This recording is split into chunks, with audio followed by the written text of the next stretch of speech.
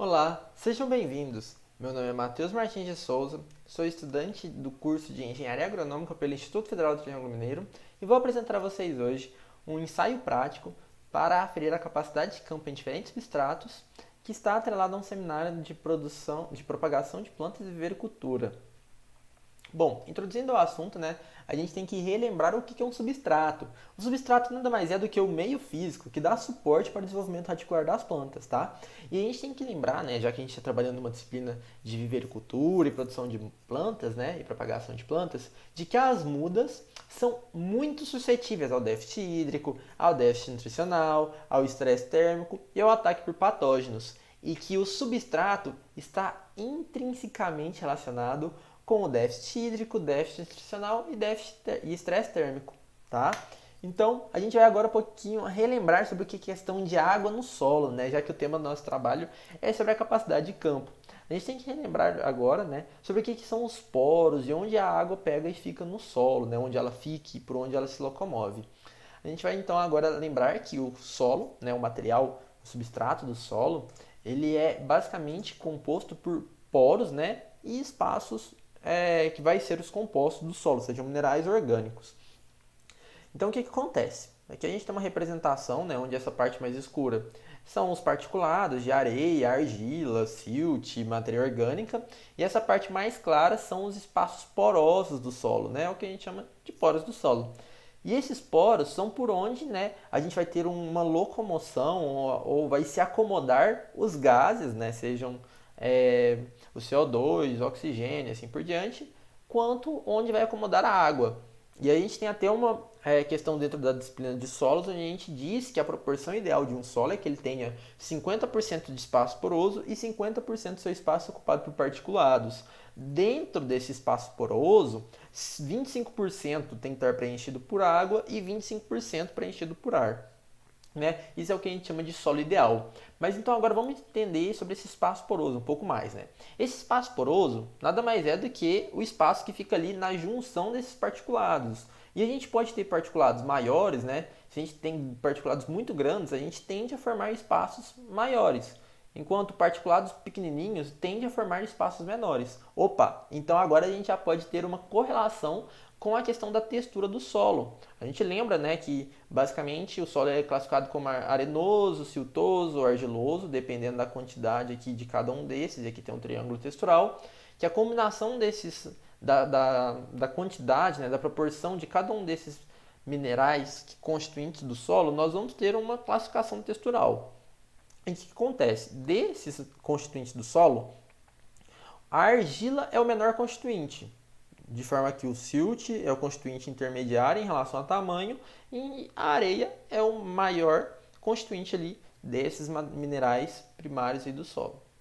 E o que acontece? Se a gente tem, então, um solo muito arenoso, a gente tende a formar mais poros grandes, que os poros grandes são denominados macroporos. Enquanto se a gente tem grande quantidade de argila, a gente vai tender a formar particulados, Como são particulados menores, a gente tende a formar poros menores, que são os denominados microporos. Tá bom, então a gente já entendeu que quanto mais argila, mais quantidade de microporos. Quanto mais areia, mais quantidade de macroporos. Tá bom, entendemos isso. Mas qual que é a diferença do macro para o microporo, além do tamanho? Então agora a gente tem que entender a inter-relação com a água. Os macroporos são poros grandes, então é um local fácil para a água se locomover pelo solo, para a água se infiltrar no solo. Então, o transporte, a locomoção da água no solo se dá pelos macroporos. Enquanto os microporos são poros tão pequenininhos que a água que entra ali dentro, ela meio que fica retida. Ela fica retida ali temporariamente até uma força maior, uma pressão maior, succionar ela. Que no caso seria a pressão que a planta faz para succionar a água. E o que acontece com esses microporos? Eles são pequenininhos e a água fica retida. Por quê? Por causa que a água tem as forças físicas de adesão e coesão, onde ela vai querer se aderir na parede dessas superfícies, e é uma superfície tão pequenininha que ela vai querer ficar ali naquela superfície, muito fortemente ligada àquela superfície. Tá? Então por isso que a água ela fica retida nos microporos, enquanto dos macroporos, como eles são maiores, a água ela vai tender a se locomover pelos macroporos. E agora sobre essa questão, né, de micro e macroporos e poros totais do solo, a gente tem a questão da quantidade de água que está ali. Se a gente pega e preenche todo o espaço poroso, a gente tem o que a gente chama de solo saturado. A gente vai estar no ponto de saturação desse solo, ou a umidade de saturação, onde a gente vai ter uma porcentagem, né, de particulados e todos os poros preenchidos por água. Agora, conforme essa água infiltra, né, porque a gente lembrou que os poros são macro e microporos. Então, se os poros são macro e microporos, então tem água em macroporo, não tem? E macroporo é para a água descer, é para a água infiltrar. Ah, então quer dizer que quando a gente satura o solo, a água ela vai tender a descer pelos macroporos. Então, toda a água desses macroporos tende a se infiltrar, tende a descer no perfil do solo. Então, a gente está pingando, né? Vai estar pingando a água desse solo, ou seja, essa água vai estar continuando infiltrando. Até um momento onde toda a água desses macroporos ela já vai ter sido infiltrada e vai ter né, descido no perfil do solo, e o que vai sobrar vai ser apenas água nos microporos, né, e a água que vai estar aderida às partículas do solo. Então a gente não vai estar mais pingando água. Esse é o que a gente chama de ponto de capacidade de campo, onde toda a umidade, né, essa quantidade de água, lembrando que a gente está falando aqui água, mas o mais correto é a solução do solo, né, porque não é apenas água, é água e nutrientes. Toda essa solução do solo vai estar retida nos particulados, nas superfícies particulados ou presente em microporos. Não vai ter água em macroporos, não vai ter água translocando no solo, então consequentemente a gente não vai ter água pingando aqui no recipiente. E por fim, a gente tem o que a gente chama de ponto de murcha permanente. O que é esse ponto de murcha permanente? É a quantidade, né, de umidade, é o teor de solução no solo, que ela vai estar tão fortemente retida nos microporos e nas partículas que a planta não vai conseguir succionar. Por isso que é chamado de ponto de murcha permanente. Basicamente é um teor, né, uma pressão de água, porque sempre que a gente trabalha com solo, a gente trabalha com pressão, é uma pressão, né, de adesão dessa água que a planta ela não consegue absorver a água. Então ela vai entrar em murchamento, tá? De forma permanente, ela não vai conseguir mais retroceder, né, ao ponto de turgescência. Então, agora a gente tem que entender um pouquinho sobre a importância desses dois teores de umidade, tanto na capacidade de campo quanto no ponto de murcha permanente. Entender a capacidade de campo é muito importante, porque é o máximo de água, né, que a gente vai ter naquele solo, sem com que a gente vai ter perdas, né, de água por infiltração. Então, o que acontece? Se eu for irrigar um solo, eu tenho que irrigá-lo até a capacidade de campo, porque se eu passar da capacidade de campo, o que a gente vai ter? A gente vai ter água infiltrando para perfis mais fundos, que não é interessante para a gente. Por quê? Porque talvez eu chegar lá em 1, 2 metros, onde a planta nem vai absorver aquela água. Né? Então a capacidade de campo é o teor de água ideal, né, para a gente manter a umidade próxima ali, né, no manejo de irrigação. Enquanto o ponto de murcha permanente é o teor de água que a gente quer manter distante. A gente não quer que o teor de água no solo chegue nesse ponto. Por quê? Porque senão a nossa planta já vai estar sentindo, né, os resquícios do déficit hídrico. Então, a gente conhecer esses pontos é muito importante. E laboratorialmente a gente define que a capacidade de campo, né, ela está ali entre 0,3 a 1 atm, e enquanto ponto de murcha permanente, né, com a cultura do girassol, porque isso vai depender de cada planta, né? A gente tem que lembrar que o ponto de murcha permanente, como eu disse, ele é aferido de acordo com a quantidade de água no solo que a planta não consegue mais succionar. E cada planta tem uma força, né, que ela consegue fazer para succionar a água. No girassol, né, que é uma cultura de referência, a gente define como ponto de murcha permanente sendo aproximadamente 15 atm. Então, agora a gente tem, né, essas definições aqui. Tendo isso em vista, a gente agora vai compreender um pouquinho sobre como foi feito os experimentos. Bom, a gente vai apresentar agora os materiais e métodos, né, e os materiais utilizados para realizar nosso experimento, né, nossa etapa experimental, para averiguar e definir qual que é a capacidade de campo em diferentes substratos, né, a gente utilizou uma balança que tem uma precisão de 0,1 grama, que no caso é essa balança aqui, vasos de tamanho variado, tanto vasozinhos pequenininhos, que foram utilizados para acomodar o solo, quanto um vaso maior, que foi utilizado para fazer as misturas, né? Onde vocês vão ver posteriormente que foi realizada mistura de materiais para compor o substrato.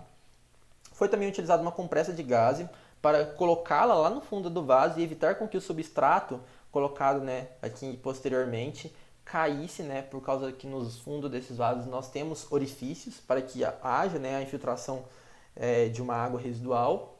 Foi utilizado também garrafas PET de 1,5 litro para facilitar a visualização, né, da água pingando no fundo do vaso. Caneta esferográfica para fazer a demarcação, né, e identificar cada um dos tratamentos. E materiais para anotação, né, que é um caderno e uma caneta.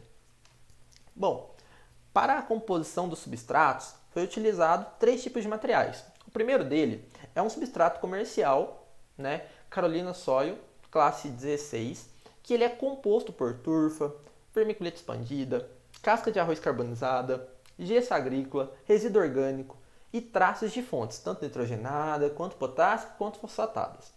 A densidade dele, comercialmente dizem que é de 130 kg por metro cúbico.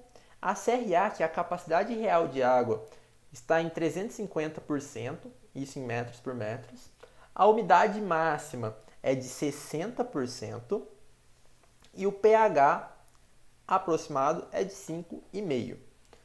Além desse substrato comercial, foi também utilizado, né, para a composição de substratos uma mistura de solo argiloso, no qual esse solo de textura, na verdade, muito argilosa, foi coletado nas dependências do Instituto Federal do Triângulo Mineiro Campus Berlândia, locado, né, na fazenda Sobradinho. Então, um solo de textura muito argilosa, que vai ter uma densidade de aproximadamente 1,1 a 1,2, um pH de 5,8 e demais características químicas, né, demonstradas aqui nessa tabela, e uma, né, areia de textura média. Essa areia aqui é uma areia comum encontrada em casas de construção.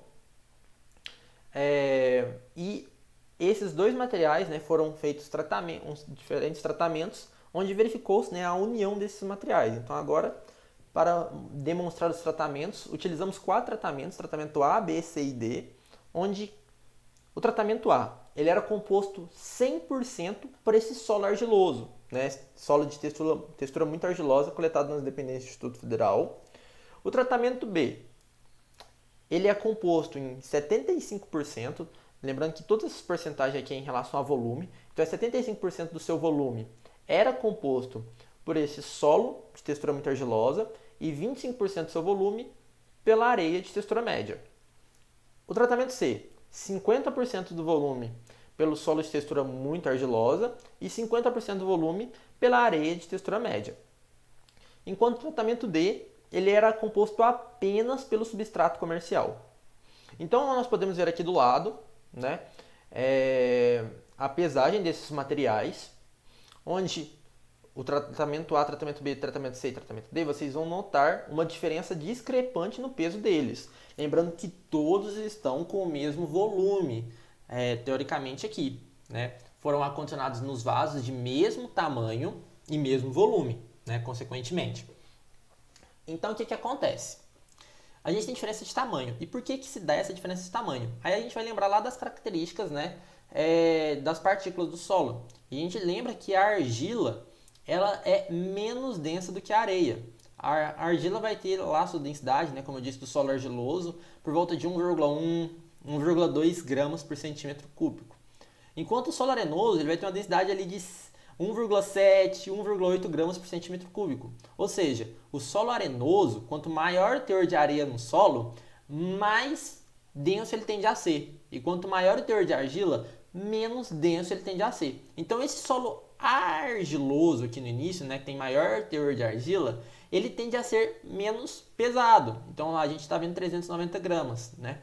Enquanto, conforme a gente vai aumentando o teor de areia, né, no tratamento B 25% de areia, a gente vai tendo o quê? Um peso maior, que é 468, e aqui no tratamento C, que a gente tem 50% de areia, a gente vai lá para 481 gramas, né? Então a gente está tendo essa crescente acréscimo, né, na massa do substrato, justamente por quê? Porque conforme a gente adiciona areia no substrato, a gente tem maior densidade. E por fim, o substrato comercial, né, ele pesa quase a metade do solo de textura muito argilosa, né, desse substrato composto apenas por esse solo de textura muito argilosa. Então a gente tem um substrato, né, substrato comercial, e na maioria dos casos, substratos comerciais, eles tendem a ser bem pouco densos. Aqui no caso, esse substrato comercial ele tinha uma densidade de 0,6 gramas por centímetro cúbico, mais ou menos, aproximadamente, né? Então, partindo para os procedimentos experimentais, o que foi realizado? A primeira coisa, né, foi aferido o peso de cada um dos recipientes, aferido também a massa, né, do recipiente com a gaze, e assim foi feita as misturas, né? Foi realizado essas misturas que vão compor o tratamento. Como eu disse, a mistura ela foi feita com base em volume. Então, o que se fazia? No tratamento B, por exemplo, né, que era composto de 75% de solo de textura argilosa e 25% de areia de textura média, o que foi feito? Pegou-se um copo de 200 ml com areia de textura média e colocou dentro desse recipiente grande aqui. E colocou 3 copos de solo com textura muito argilosa dentro desse recipiente. E aí vai dar justamente o quê? A relação de 3 para 1, ou 75% e 25%. Misturou-se bem até obter, né, um substrato aqui homogêneo e foi preenchido com os vasos, né, respectivo a esse tratamento. A mesma coisa foi feito para o tratamento de 50-50%, onde foi colocado, por exemplo, um copo de solo de textura muito argilosa para um copo de areia de textura média, compondo assim o substrato de 50-50%. Depois disso, né, esses recipientes aqui eles foram aferidos, a massa deles, né, a massa seca desse substrato, né, do recipiente mais o substrato. Então, após essa aferição da massa, nós prosseguimos para a adição de água até a saturação da amostra. Então aqui mostrando, né, nós saturamos cada uma dessas amostras, lembrando que elas estavam devidamente secas, esses substratos. Então, saturamos, que aí vai voltar lá atrás naquela definição que a gente mostrou, né, que a saturação é quando a gente preenche todos os espaços porosos de um dado substrato, do dado solo. Depois nós observamos, né, fizemos uma observação desses tratamentos para ver qual que teve maior perda de água e assim por diante, e identificamos o ponto de estabilização da infiltração. Né? Lembrando que o ponto de estabilização da infiltração, onde a gente não tem mais resquícios de pingo de água, né, não está mais pingando água, esses substratos aqui no recipiente, a gente está no nosso denominado ponto de capacidade de campo, onde a gente não está tendo mais perda de água por infiltração. Então, quando a gente chegou no ponto de umidade que representa a capacidade de campo, aferimos novamente a massa, né, na estabilização da infiltração, e posteriormente fizemos os cálculos para determinar a capacidade de campo com base em massa, tá? Como que nós calculamos? Nós pegamos o peso úmido da amostra, que é essa massa final aqui, menos o peso seco da amostra, vamos dividir pelo peso úmido e vamos multiplicar por 100. Assim a gente vai obter a capacidade de campo numa porcentagem, né, com base em massa. Se nós quiséssemos também obter a capacidade de campo com base em volume, aí basta nós obtermos também a densidade desse material e multiplicar pela capacidade de campo com base em massa. Mas vamos nos ater a esse ponto que já é bem importante para nós. Todos esses experimentos foram realizados em 2 etapas. A primeira etapa, no qual, né, o primeiro experimento ele foi realizado numa casa de vegetação, no qual eu já tenho o desenvolvimento de um projeto com a cultura do tomate. Porém, eu tive alguns problemas, no qual, quando eu fui aferir uma das massas, lá no final, eu perdi o meu substrato. O vaso acabou virando e eu perdi meu substrato. Então, eu tive que repetir todo o experimento na minha casa. E aqui eu já fiz, né, com uma diferença, onde eu acondicionei cada um desses vasos sob uma garrafa PET, né, cortada ao meio, aqui devidamente também identificados, para que eu pudesse observar melhor esse ponto de estabilidade na infiltração. Então, como resultados, né, agora a gente vai passar para os resultados de discussão, eu coloquei aqui 2 gráficos, primeiramente para nós darmos uma analisada na infiltração de água desses diferentes substratos. Então vamos lá. Vamos começar aqui por esse gráfico, mais à esquerda, onde nós temos nesse eixo Y o peso em gramas da amostra para o tratamento A, na cor azul aqui, lembrando que o tratamento A é o tratamento composto, né, um substrato somente de solo de textura muito argilosa e a gente aferiu a massa do recipiente mais do substrato em diferentes tempos após a saturação. 15 minutos após a saturação, 30 minutos após a saturação, 60 minutos, até 180 minutos após a saturação. E nós vemos aqui, né, uma curva que começa lá em mais ou menos, né, em 15 minutos, lá em aproximadamente 525 gramas e desce até mais ou menos 522 gramas. Então a gente tem uma perda aqui de 2,5, 2,5 gramas, né? E o que é essa perda de massa? Por que a gente tem essa diferença de massa conforme passa o tempo? É justamente o que? Se a gente pegou e colocou uma gase lá no fundo do recipiente, que nem eu mostrei para vocês, a gente não está tendo perda de substrato. Então, essa diferença de massa é justamente a perda de água, o que a gente está perdendo de água daquela amostra. Então, tudo isso daqui, né, esses 2,5 gramas de diferença a 15 minutos após a saturação e 180 minutos após a saturação, é a diferença na perda de água que a gente teve por infiltração. Então, isso aqui nada mais é do que um gráfico da infiltração que a gente está tendo.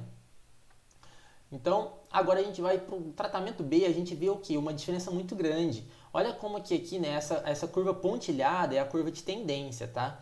Então, a gente vê que a tendência aqui do tratamento B, que no caso a gente tem que observar ele por esse eixo secundário, por esse eixo Y secundário, ela é uma curva muito mais descendente. Então, o que a gente tem? Vamos lembrar, o tratamento B é aquele que é composto por 75% do volume de solo de textura muito argilosa e 25% do volume de areia de textura média. Então, é um substrato que tem mais areia do que o substrato A. A gente tem menos argila no substrato B e mais areia.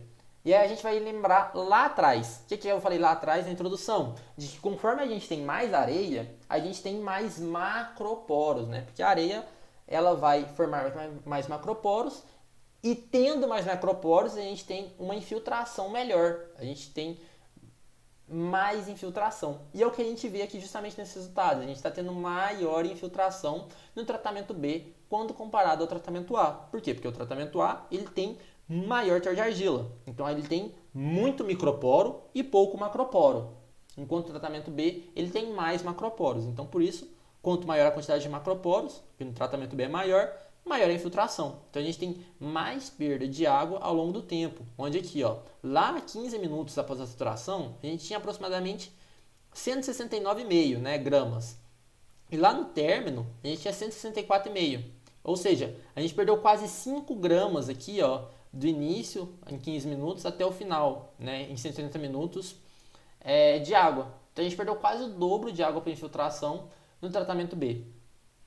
Partindo agora para o tratamento C, né, onde a sua massa está aqui nesse eixo Y daqui, ele tem uma curva também bem mais ascendente, né, bem mais, quer dizer, descendente do que a curva do tratamento A. Então, o tratamento C é de coloração amarela, a gente vê uma curva mais descendente, mas bem próximo ao tratamento B.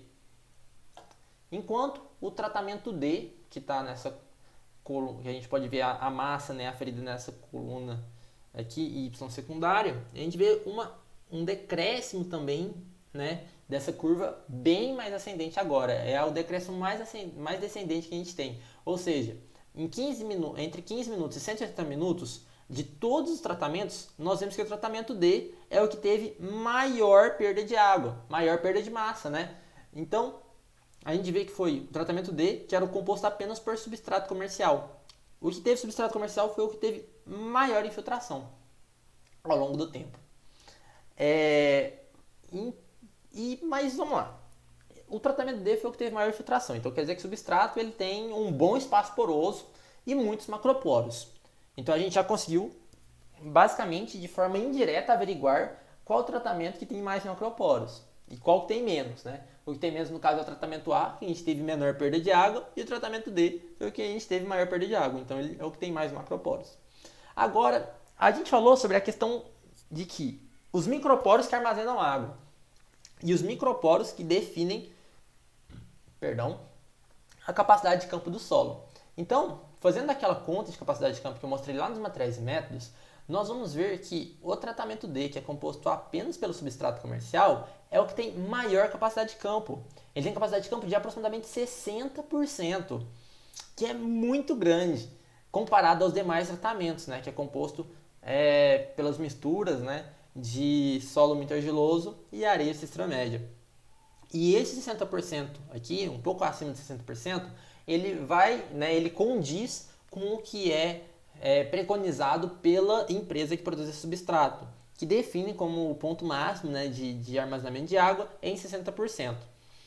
Enquanto agora vamos analisar apenas esses substratos, né, o A, B e o C, que são compostos, né, pelos minerais, né, do solo, né, por uma parte argilosa, siltosa e arenosa. O tratamento A, ele tem uma capacidade de campo por volta dos seus 32%, né, de umidade. E a gente pode ver que ele é maior, né, significativamente maior que o tratamento B e que o tratamento C. Por quê? Porque no tratamento B e tratamento C a gente já tem uma mistura de um solo muito argiloso, né, apenas muito argiloso, que é o A, com areia de textura média. No B a gente tem 25% de areia de textura média. Então esse substrato que forma o tratamento B, ele tem mais macroporos. A areia traz mais macroporos e reduz a quantidade de microporos totais. Então a gente tem o que? Menor capacidade de campo, que vai estar ali por volta dos seus 26%, né? Enquanto o tratamento C, ele já tem mais quantidade de areia. Então a gente aumentou ainda mais a quantidade de areia. Aumentando a quantidade de areia, a gente aumenta mais ainda a quantidade de macroporos e reduz a quantidade de microporos. Se a gente reduzir a quantidade de microporos, a gente vai ter menor capacidade de campo ainda. Vai estar lá próximo dos seus 22, 23%. Então, o que a gente vê logo aqui no tratamento A, B e C? Conforme a gente teve um aumento na quantidade de areia, a gente teve uma redução na capacidade de campo. Então, a gente vê justamente como a teoria bateu aqui com a prática, né? Que a gente viu que nosso experimento condiz com o que a literatura fala, onde aumentando o teor de areia e reduzindo o teor de argila, a gente teve menor capacidade de campo e a gente teve também maiores infiltrações. Por quê? Maior teor de areia, maior quantidade de macroporos e maior infiltração. Maior quantidade de areia, menor a quantidade de microporos e menor a capacidade de campo. E além disso, nós podemos ver aqui, né, nesse quadro de tempo decorrido, que a estabilização dos pesos no tratamento A, B e C, ele se dá ali por volta de 60 a 120 minutos. Que é mais ou menos nesse período aqui onde teve a paralisação da infiltração. Tá? E o que a gente vê? Que agora é justamente no que a gente viu naqueles gráficos. Que essa infiltração, a menor infiltração foi no tratamento A. A gente teve menor infiltração no tratamento A, que é o tratamento apenas composto, né, por um substrato com solo muito argiloso. Enquanto o tratamento C e B tiveram maiores infiltrações comparado ao solo A, né, que é só substrato, que é só o solo argiloso, e o tratamento D, que é o substrato, apenas substrato, ele teve a maior infiltração. Só que, mesmo tendo a maior infiltração, ele foi o que teve maior capacidade de campo. E o que acontece? É bem interessante mostrar isso, que o solo seco, né, que era só substrato, ele pesava aproximadamente 101 gramas. E essa diferença, né, do solo seco para o solo úmido, para o substrato úmido, deu de quase 150 gramas. Ou seja, esse substrato comercial utilizado, ele armazena 1,5 vezes o seu peso em água. Ele armazenou 150 gramas em água, sendo que ele pesava, né, aproximadamente 100 gramas. Enquanto os outros, né, a gente pode ver aqui que o solo A, né, o tratamento A, pela verdade, que é composto apenas pelo solo argiloso, ele armazenou mais ou menos uns 30% do seu peso em água, o solo B um pouco menos que isso e o solo C um pouco menos que isso. E por fim, vamos às conclusões, onde a gente consegue determinar, né, a gente conseguiu averiguar que quanto maior o teor de argila no solo, maior a capacidade de campo, que o substrato comercial ele atendeu corretamente as características de retenção de água descritas, né, pela empresa, e que a escolha do substrato influencia diretamente no manejo da irrigação. Por quê? Porque lembra que eu disse que conhecendo a capacidade de campo, a gente vai conhecer o máximo de teor de água, a máxima lâmina de água que a gente pode aplicar naquele solo para que a gente não tenha perda de água, né, por infiltração? Pois é, aqui que está. olhando aqui no substrato A, no substrato B e no substrato C, a gente viu que o que teve maior capacidade de campo foi justamente o substrato comercial. Agora, se a gente for olhar realmente na lâmina de água que a gente pode aplicar, o que mais pode aplicar uma lâmina de água é o substrato A. Porque lembrando, essa capacidade de campo que a gente averiguou foi na questão de com base em massa. Só que se fosse com base em volume, a maior capacidade de campo provavelmente estaria aqui, ó. Estaria no tratamento A. Por quê? Porque ele armazenou muito mais água, né? Não muito mais, mas relativamente mais água do que o tratamento D. Porque como a gente baseou em massa, o solo, né, o substrato A, o solo argiloso, ele pesa bem mais, tem quase o dobro da densidade do solo do substrato composto apenas, né, pelo substrato comercial. Então, o que a gente pode aplicar uma maior lâmina é o substrato A, né, é o tratamento A. Então a gente vai ter menor, né, necessidade de repetir irrigações ao longo do dia no tratamento A. Enquanto que tem mais necessidade de repetir o turno, né, de ter maior número de turnos de rega, é o tratamento C, que armazena menor quantidade de água, que a gente pode ver aqui, ó, 142,2 gramas. E dessa forma eu concluo este trabalho. Espero que vocês tenham gostado e até a próxima oportunidade. Fiquem com Deus.